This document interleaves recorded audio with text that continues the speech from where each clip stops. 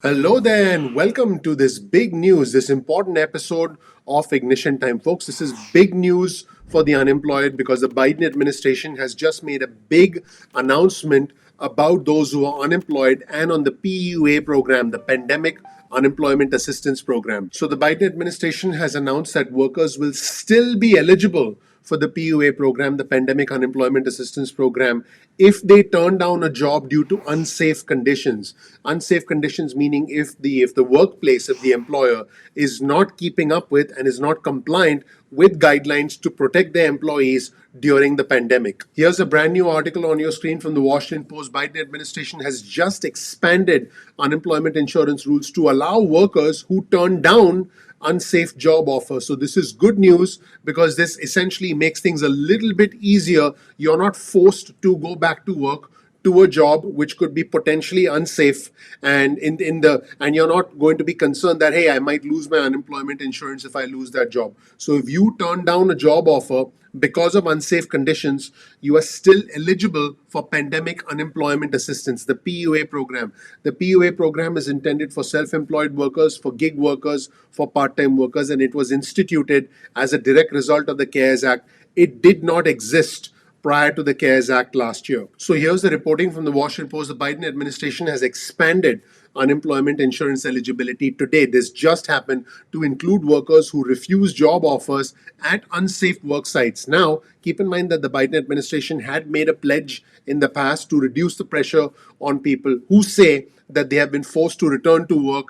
And if you're in a situation where you have to make a choice between getting a paycheck and risking your health, now based on the Biden administration's new action, you will not have to make that choice. So the US Department of Labor, in response to an executive order from the President of the United States, has broadened the eligibility of the PUA program, which will now include workers whose unemployment benefits were denied because they refused to return to workplaces that were not in compliance with the pandemic guidelines, which again means that you should be able to remain on the PUA program. This is specific to the PUA program. You should be able to remain on the PUA program if you turn down a job because of unsafe work conditions. Now, keep in mind this change in eligibility does not go into effect immediately. It is going to take a little bit of time to go into effect. It could take a month or so for it to go into effect for workers to start to get approved. But there is good news as far as back pay, as far as retroactive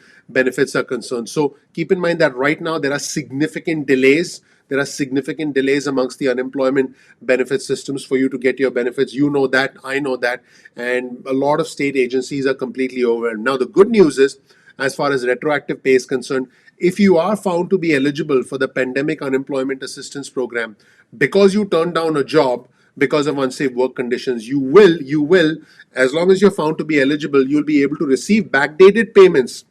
You'll be able to receive retroactive payments for unemployment claims dating back to the beginning of the pandemic. So this is very, very important because this is a major shift, everyone. Now keep in mind, this is when the PUA program was created. Now you will also be eligible for the supplemental $600 a week that the federal government approved through the end of July. Folks, for some people, this could be tens of thousands of dollars in unemployment benefits if you are if you were unable to go back to work because of unsafe work conditions. Now that the Biden order has essentially expanded that, we could have many of our fellow Americans eligible for tens of thousands of dollars in back pay. I'll provide you with a link in the description section below to this incredible Washington Post article that actually broke this story. But this is very important, and it's something that if you're eligible for, you should be able to take advantage of it. Now, keep in mind that if you quit work in 2020, according to the Washington Post article, this will not help you if you quit work because of unsafe conditions. It's understandable if you quit work because many individuals felt unsafe. But these individuals would essentially are also a category of unemployed workers because you quit work due to unsafe work conditions. So this is interesting. So keep in mind that if you quit work due to unsafe work conditions, you may not be eligible for this. Let's hear from a member of the administration. According to Susan Levine, who is the Principal Deputy Assistant Secretary for Employment and Training, she said this: workers have been in this situation where they have to choose between accepting work that puts them at risk for the pandemic exposure or refusing such work and then being denied unemployment benefits. The action that we are taking today alleviates that decision, alleviates the tension. We know that the losses have fallen hardest on communities of color, and if we intend to build back better, we need an unemployment system that covers as many workers who have historically struggled to access benefits. Now, here's the good news. These expanded guidelines are allowing more individuals to get unemployment benefits. Typically, you have to make some amount of wages. There's a technicality that you have to make some amount of wages to qualify for unemployment benefits. Now, the good news about this new executive order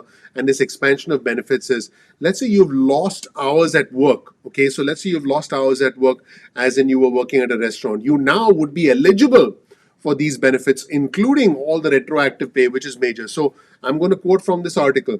The guideline will also expand eligibility for some workers who have lost hours at work, like in the restaurant industry, but have not been eligible for unemployment benefits due to a technicality such as not making enough in wages to qualify for unemployment benefits. So this will allow that section of the population that lost hours and, let's say, make only a small amount of money to be who would not normally qualify for unemployment benefits to qualify for the pandemic unemployment assistance program.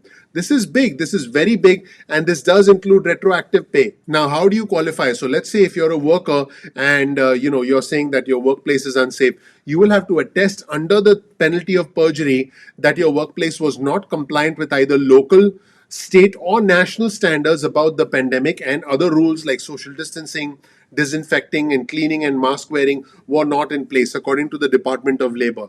And keep in mind that this provision seems targeted to the approximately 37,000 of our fellow Americans who were denied unemployment insurance after being laid off and declining, this is important, declining to return to work during the pandemic.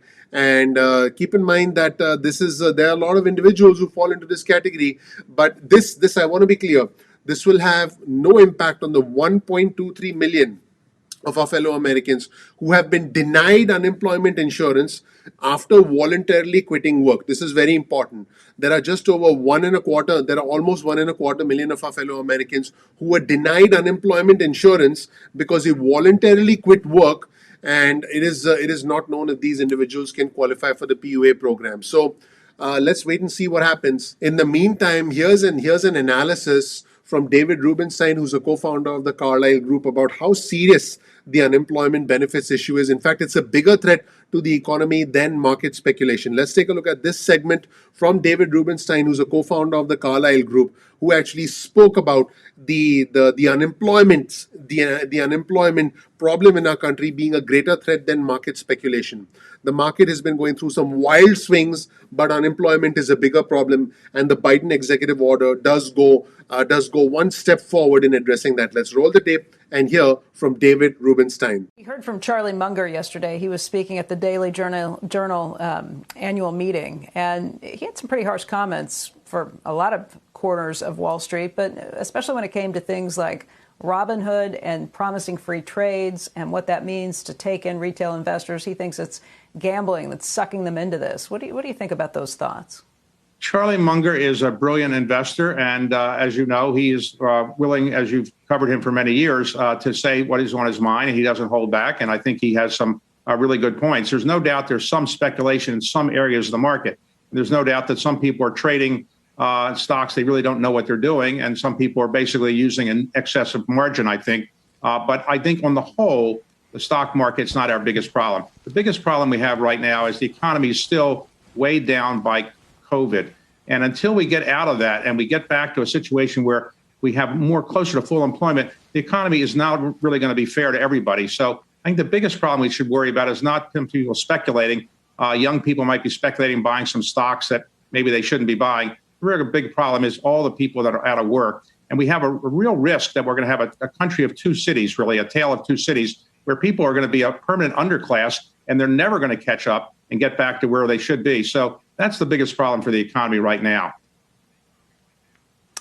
Two things in terms of what would help that. The first is this COVID relief bill that we've been talking about. The other is just what's happening with vaccinations, that getting rolled out, Yes. maybe COVID getting pushed back. We have seen the caseload decline incredibly rapidly, even more rapidly than you might anticipate from the rollout of the vaccines. How much of that do you think is kind of playing into this? How much do you bet on just that? Well, the president has said their two highest priorities right now are getting everybody vaccinated, or everybody that wants to be vaccinated, and getting the stimulus bill through. Vaccination is improving. Jeff Zients has done a really good job of coordinating this. But again, we still have a small percentage of the population, relatively speaking, vaccinated. And therefore, it's going to take probably until the summer before almost everybody is vaccinated who wants to be vaccinated. Probably we're not going to have herd immunity until the end of the summer or maybe September or so. So we've got a long way to go. Clearly, it was a brilliant move to get the vaccines produced before they were actually approved by the FDA. We just didn't get enough of them manufactured. And as a result, we don't have enough vaccinations material to give everybody a vaccine who wants one. So we're still playing catch up there. And I think what you've cited is true. It's a really good positive move, but we're still a few months away from where we need to be. And until we get there, I don't think the economy can really truly recover. That's it, everyone. Thank you so much for watching. I hope this helps some of our fellow Americans who can now qualify for the POA program and the back pay. Let me know if you have any questions in the comment section below. We'll provide you with the link to the article and our resources in the description section below. Please click like, please subscribe, please enable notifications. That would mean a lot to me. Thank you so much for watching. Please again click subscribe. It helps out the YouTube algorithm and you'll hear from our channel. Thank you so much. I'm looking forward to seeing you in the next episode of Ignition Time. Take care. Bye.